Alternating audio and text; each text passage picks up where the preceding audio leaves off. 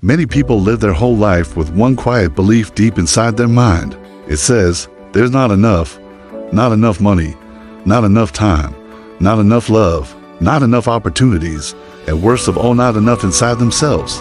This is what we call a scarcity mindset. It's a way of thinking that comes from fear, a way of thinking that tells you, be careful, hold on tight, play small, don't trust, don't dream too big. And when you live with this mindset, you begin to shrink. Your world gets smaller.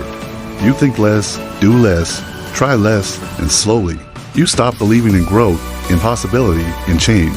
But here's the truth. You were not born with a scarcity mindset. You learned it.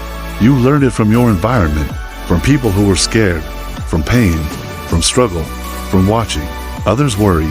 And just like you learned it, you can unlearn it. You can rewire your mind. You can grow into abundance. Abundance is not just about having a lot of money. It's a way of thinking, a way of seeing the world. It says, there's enough. I am enough. I don't have to live in fear. I can create more. I can grow. I can give. I can live with trust, not lack. When you live with abundance, you don't feel jealous of others. You celebrate them because their win doesn't take away from your own. When you live with abundance, you don't hold on to every dollar in fear. You make wise choices. You invest in yourself. You give. You grow. You believe that more will come because you are learning how to create it, how to attract it, how to become it. But the change starts in your mind, not in your bank account.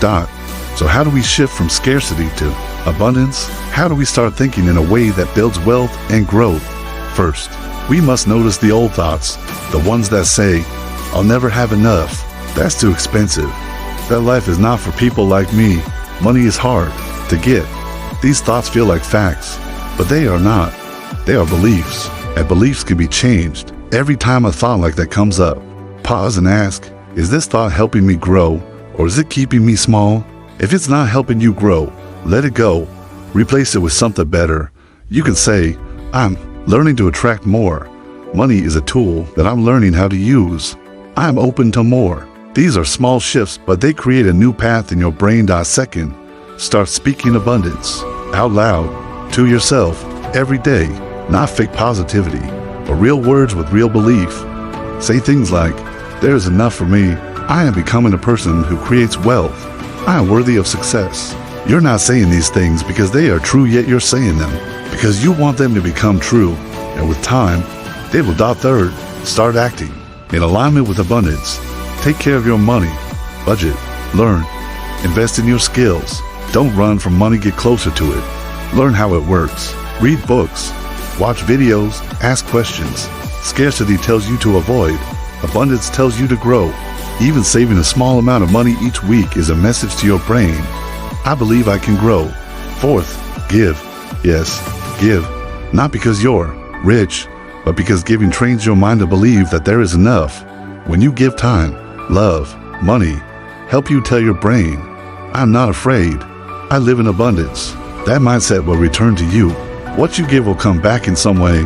Also, surround yourself with people who think big, people who believe in growth, people who challenge the way you see things.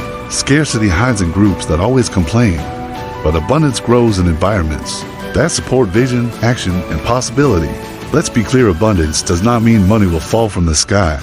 It means you start believing that you can create more, that you deserve more, that you don't have to settle for survival.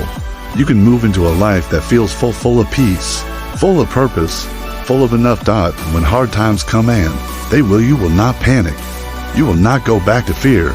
You will remember, this is temporary. I can rebuild. I can grow again. That's real abundance. Not just having things, but having the mindset that you can rebuild anything, anytime. Some of us grew up in homes or countries where there was not enough. And so, we carry that belief in our body. We walk around expecting loss, expecting struggle. But now it's time to let that go. It's not easy, but it's possible. You are not your past. You are not your parents' story. You are not stuck. You are a creator. You are a learner. You are becoming more. And when you build an abundant mind, everything else starts to follow. Money, opportunities, ideas, joy. You stop surviving. You start building. So today, start where you are. Clean up your thinking. Pay attention to your words. Look at your habits. Choose growth. Choose to believe that there is enough, that you are enough, and that you can rise. Because abundance is not something you wait for, it's something you step into. And the first step is in your mind. So, what exactly is a scarcity mindset? It's when you believe that resources like money, time, or opportunities are limited. You might think, if someone else gets a promotion, there's less chance for me, or I can't spend a dime because I might need it later. This kind of thinking can make you feel anxious, stuck, or even jealous when others succeed. It's like viewing life as a pie with only so many slices. If someone takes a big piece, there's less for you. Now, contrast that with an abundance mindset. This is the belief that there's plenty out there for everyone. It's about seeing opportunities everywhere, being open to taking smart risks, and trusting that more will come your way. People with an abundance mindset don't hoard their resources. They invest in themselves, share with others, and believe that the pie can grow bigger for everyone. This idea was made famous by Stephen Covey in his book, The 7 Habits of Highly Effective People, where he talked about how our mindset shapes our success in life, including our finances. Let's make this real with a story. Imagine the friends, Alex and Jamie. They both start out with similar jobs and incomes, scraping by in a small apartment. Alex has a scarcity mindset. He's always worried about money, so he saves every penny, avoids taking risks, and sticks to his safe but low-paying job because he's terrified of failure. Jamie, on the other hand, has an abundance mindset. She believes that by investing in herself, she can create more opportunities. So, Jamie takes an online course to improve her skills, networks with people in her industry, and eventually lands a better job. She even puts some of her savings into a small side business that starts to grow over a few years. Alex is still in the same spot, stressed and stuck, while Jamie's income has doubled, and she's thriving. The difference? Their mindsets. Jamie saw possibilities where Alex saw limitations. Now, you might be wondering, how does this mindset stuff actually affect your wallet? Well, your mindset shapes every financial decision you make. If you're stuck in scarcity thinking, you might avoid investing in the stock market because you're afraid of losing money, or you might stay in a dead-end job because you don't believe you can do better. Research by behavioral economists like Sendel Mullainathan and Eldar Shafir shows that when you're focused on scarcity, like not having enough money, it's like your brain gets tunnel vision. You focus so much on immediate problems that you miss out on long-term opportunities. For example, you might take out a high-interest loan to cover a bill instead of planning for a better solution. But with an abundance mindset, you're more likely to take calculated risks, like starting a side hustle or asking for a raise, because you believe there's more out there for you. A real-life example comes from a blog called Millennial Money with Katie, where the author shares how a friend went from earning $38,000 a year to $10,000 a month in just 4 years by embracing an abundance mindset, taking risks, and building relationships. So, how do you make this shift from scarcity to abundance? Don't worry, it's not about chanting mantras or pretending everything's perfect. It's about practical, everyday steps that can rewire how you think. Let's go through 8 strategies that can help you start seeing the world through an abundance lens. First, focus on what you have. Instead of obsessing over what you don't have, like a bigger bank account or a fancier car, take a moment to list what you do have. Maybe it's a skill, like being great at organizing, or support a friend who always has your back. Even small savings can be a starting point.